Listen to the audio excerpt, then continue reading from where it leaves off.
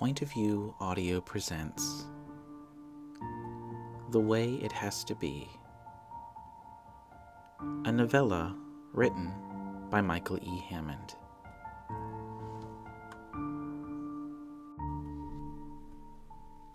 Part 1. The sound of the clock ticking was almost maddening. The pendulum swung back and forth with that monotonous, metronome-like sound, measuring out the passing of every second as I sat in the dim quiet of my study. Don't get me wrong, I was never really an impatient person, but this was a rather unusual situation. Sprawled out on my old oak desk were a slew of unorganized papers, but only one letter held my attention. Unlike all the typed pages resembling bills or formal requests for my services, only one had been written on plain notebook paper. As I looked it over for at least the 100th time, I could practically recite it aloud, though still I wasn't sure what it meant. The shaky penmanship was rather beautiful and clearly the work of a woman. The writing was rather bold, as if the pen had been pressed too hard into the paper. If the letter had been signed, I would have assumed it would have been a forged signature. Something about the way it was written appeared to be the work of one who was rushing to get the words out, or someone who was trying to hide their own identity. Yet, despite all this, there was something vaguely familiar about it. "I am saddened by your recent loss. Surely this must be weighing heavily upon you. Be home between noon and 3:30 p.m., on February the 17th, and the property will be discussed. Talk to you then." It had to be some kind of mistake. Though the outside of the envelope was clearly addressed to me, I could think of no recent loss. And surely I had no idea what property needed to be discussed. 1,000,001 thoughts ran through my head as to who could have died. I had no real ties to any immediate family. All of them had been long gone years ago. That narrowed it down to two likely possibilities. Either it was a scam, or I owed someone money, and each of these was as likely as the next. I drummed my fingers on the table impatiently as I gazed out at the picture window. It was already nearing 2:30, and there was still no sign of any visitors. When was this woman going to show up? Just as that thought had crossed my mind, the phone rang. Annoyed by the timing, I debated whether or not to let it ring, but by the 5th bell I eventually decided to pick up the receiver. "Benjamin Saunders speaking," I said. "If you don't mind, I'm expecting company at the moment. Is there any way you could call me back at another time?" "You are expecting company?" said a woman on the other end. Her voice was raspy with age, and there was no attempt to hide her annoyance. "Did you not get my letter, Mr. Saunders? We had set this time aside to discuss important matters." "Oh," I said, a little surprised. "This is in regards to the letter you sent. I assumed that you would be stopping by the house to discuss the matter." "Forgive me," she said. "I should have been more specific in the letter. My name is Melinda McCarney, an agent with the Property Bureau.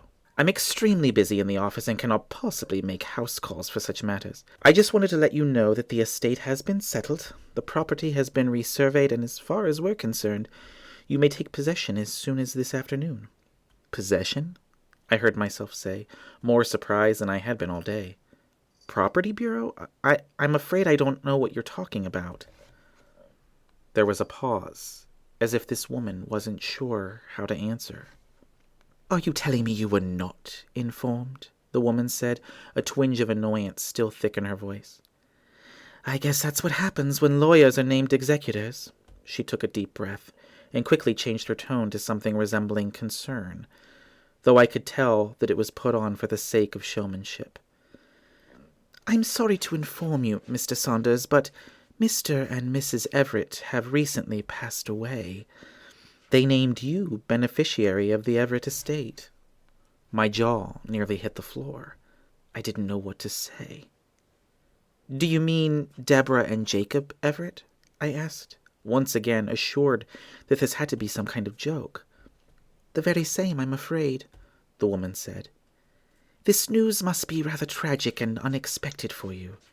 You must have been pretty close for them to leave you their home and surrounding property." Perhaps at one time, I said distantly. The mere mention of the name Everett flooded my mind with memories. Memories I had long since stowed away. But that was a very long time ago. Let's just say we didn't part on the best of terms. Are you sure this is accurate? According to the most recent documents, the Everetts left their estate to you. Perhaps they had a change of heart. Time has a way of changing petty squabbles, after all, she said rather cheerfully. Think of it as a gift. What you do with it now is up to you, Mr. Saunders. If the property is mine, I said, still a bit skeptical. Do you want me to come down to the property bureau and pick up the keys to the house? I'm not busy. I can come down now. That will not be necessary, Mr. Saunders, Miss McCartney said. I know it's a bit unorthodox, but we sent an agent out this morning to deliver the keys to the estate. They will be in a box on the front porch awaiting your arrival, along with the necessary paperwork. All you need to do is sign and mail them back to us, and everything will be good to go. Okay, I said, ready to hang up the phone. Oh, and one last thing, Mrs. McCartney said. As I stated before, the land has been resurveyed. Some of the original property has been sectioned off. New fences should be in place, so everything that is not fenced off is yours. I know this is sudden, and I'm sure that this loss is painful to you, no matter what happened in the past. It may be difficult for you to understand now, Mr. Saunders, but it's the way it has to be. With that, there was a click, preceded by the dead silence that follows at the end of a call. I hung up the phone and sat for a moment, quite overwhelmed by the mere thought that, after all these years, I would be returning to the Everett house. There was a time when I thought of the place as a home, but life has a funny way of changing things. I felt an empty smile tug at the corner of my mouth. After all these years, after everything that had happened, the Everett house was mine. I was the only one left that knew the story, and soon I would have to face that past once again.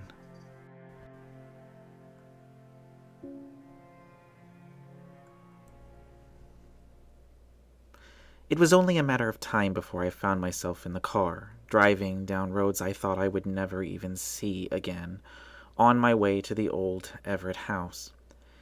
It had been about 20 years since the last time I had been there, and to think that it was now mine was just too much to process. At that moment, I didn't know what I was going to do with the old house. To be honest, I didn't really know what I was doing at all. The only thing I truly knew was that I just wanted to see it again. I just wanted to see everything again. Maybe then, everything else would just fall into place. As I drove, my mind was full of so many thoughts that it was a wonder I even knew where I was going. I wondered what the house would look like.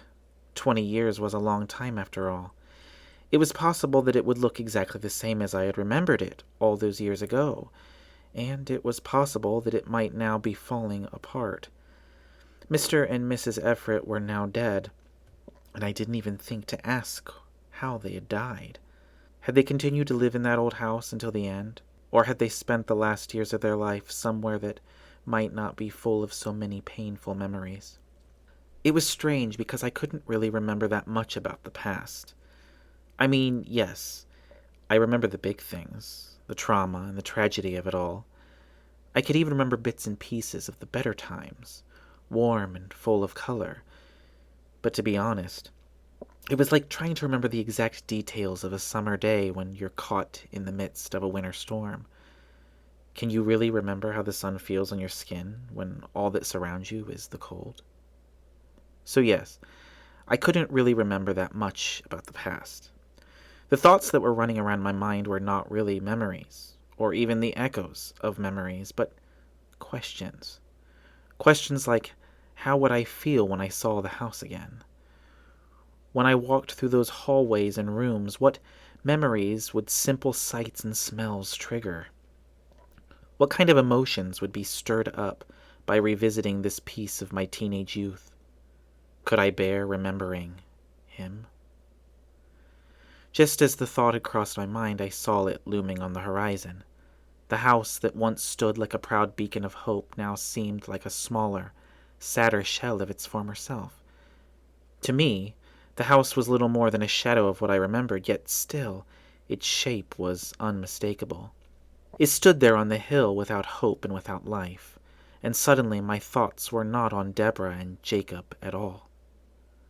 Just like that, I could see him as clearly as I could see the road in front of me.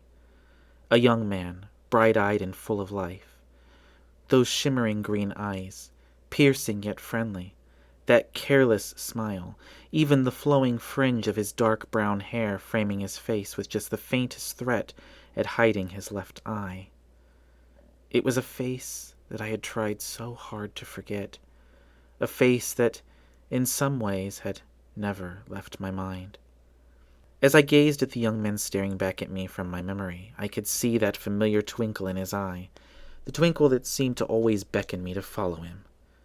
For one brief moment, I could feel the warmth of sunlight on my skin, a renewed sense of awe and wonder that had long been forgotten to me.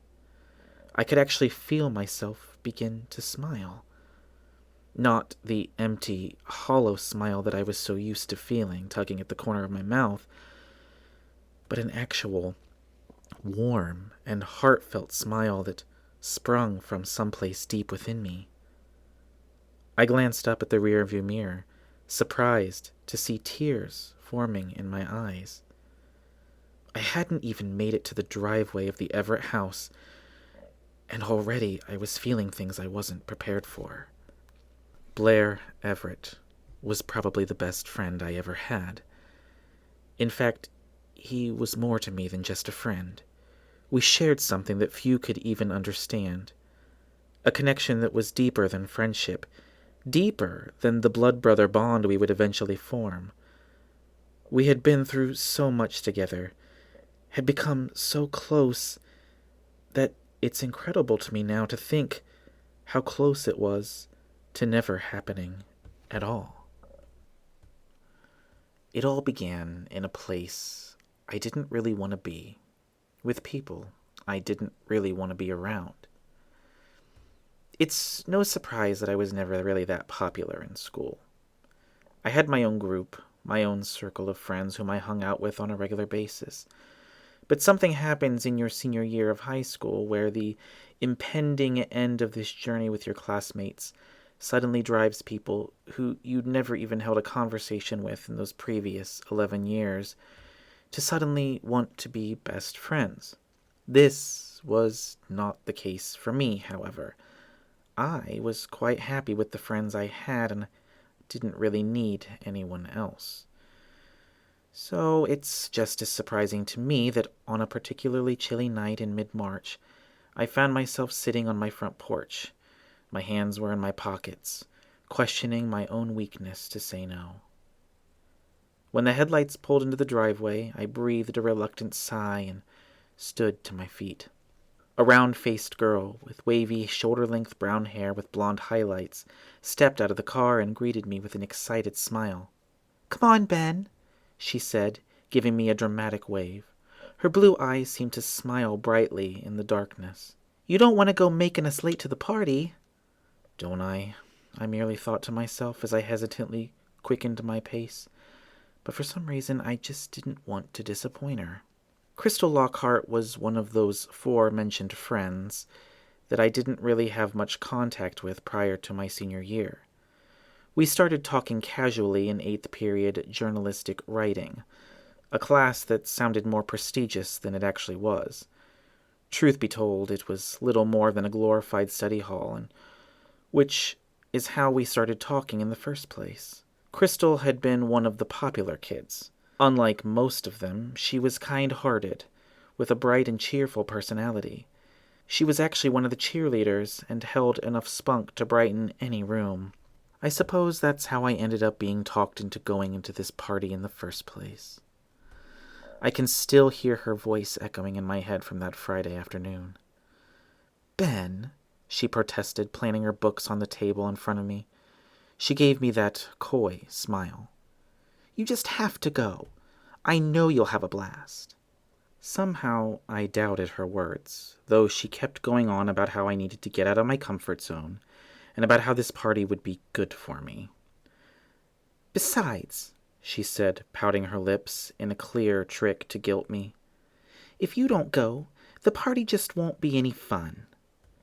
I knew that was a lie, but one thing had led to another, and alas, she talked me into going. She came and picked me up, and I reluctantly attended my first party reserved for the popular crowds. About an hour into the party, I was doing exactly what I expected I would be doing, sitting alone with my drink, questioning over and over again why I even bothered going. Now and again, Crystal would come and sit with me and chat as she made her rounds, but other than that, the party was a major drag. There wasn't one other person there I felt comfortable enough to talk to. After all, I had my pick between the football players, the rich kids, and, of course, the class slut, Jeanette Dorman. Her annoying, nasally voice would constantly ring out over everyone else's in what was obviously a sad attempt for attention. "Wow!" Jeanette had shouted as she passed Crystal and I chatting. "I wonder what these two are going to do after the party. Maybe we should give them some room." I blushed and shook my head, though from what I saw of Jeanette that night, it didn't take much imagination to realize why her voice was so nasally. After all, her mouth seemed to be busy with nearly half the guys there. Crystal soon returned to her mingling, and I returned to tending to my drink. That is when Jeanette tried to make her move. She sat down on the couch where I continued to study my drink in a vain attempt to ignore her. She inched closer and closer to me, making small talk.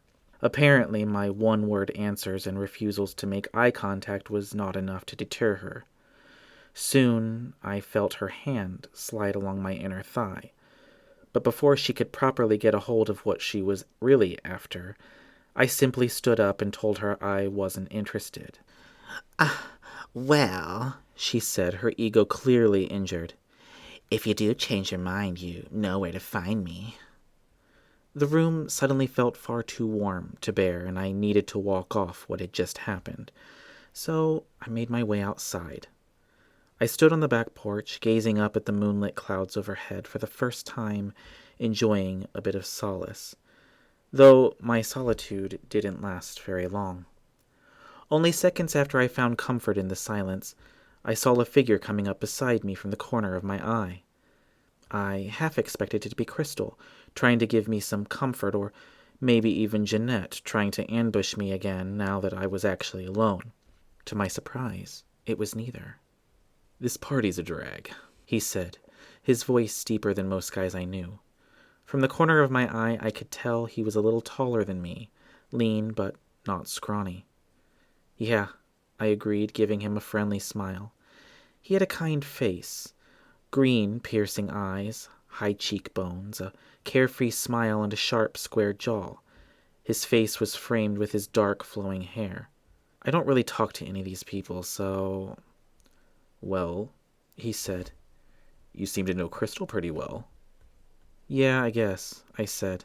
"She was the one who convinced me to come tonight, but that was a mistake. It's been a waste of a perfectly good night, if you ask me." "I see," he said with a faint hint of a smile in his voice. "Maybe not a complete mistake, after all. You are talking to me now." I laughed and shook my head. "I like how you ditched the slut," he said. "Most guys would go ahead and have their way with her, or rather let her have her way with them, by the looks of it." "Yeah," I said. "I'm not most guys, I guess." "That's a good thing." He smiled. "I have a good feeling about you." He held out his hand and beckoned me to take it. I don't know why, but I did. "My name's Blair," he said, the fringe of his dark hair nearly covering his left eye. "Blair Everett." "Benjamin Saunders," I replied. "It's nice to meet you." "Yes," he said, his eyes smiling more than anything else in his expression. "Let's say we get out of here, Benjamin. Maybe we can help improve your evening." "Sounds good to me," I smiled, and with that, we left. We ended up driving into town where we saw an old hole-in-the-wall 24-hour diner that was coincidentally called Hole in the Wall. Blair found the idea of it amusing, so we stopped and had a few cups of coffee and just talked. I learned from Blair that his family had only recently moved to the area. He was apparently being homeschooled for his senior year to avoid the trauma of dealing with an all-new school, which was not something he was particularly fond of. As it turns out, Crystal was his second cousin or something along those lines, and it had been she that had talked him into attending this party as well. A chance to meet new people, she said. We talked about school, we talked about friends, we talked about each other's interests. Even then I was drawn in by his unique personality. He was different. He was, I don't know, cool without trying to be cool, if that makes any sense. I had only known Blair for a couple hours, and it already felt like we had known each other for years. Simply put, we just clicked. A couple of cups of coffee later, the door to the diner swung open. It was Crystal Lockhart. She was smiling from ear to ear at the sight of us together. "I was wondering what had happened to you two," she said as she approached our table. Blair glanced at his watch and gave me a sympathetic look. "Shoot," he said. "I gotta be home at 11, or my parents are gonna kill me." "You go," Crystal said. "I'll take Ben home." "Is that cool?" he asked. I nodded with a smile. Blair then picked up a discarded napkin and wrote something down. "I would love to get together soon," he said, passing me the napkin. "This is my number. Call me and maybe you can come stay at my place. At least then we won't have to worry about the damn time." "Sounds like a plan," I said. "It was a pleasure to meet you, Benjamin," Blair said with a playful smile. "I hope you still don't think this was the waste of a perfectly good night." "Of course not," I laughed. "I'm actually glad I decided to come."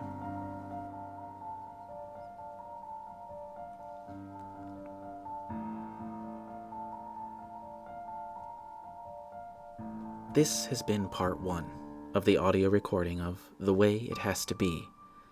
If you have enjoyed what you've heard so far, please consider commenting, liking, and subscribing, as the story will soon continue in part 2.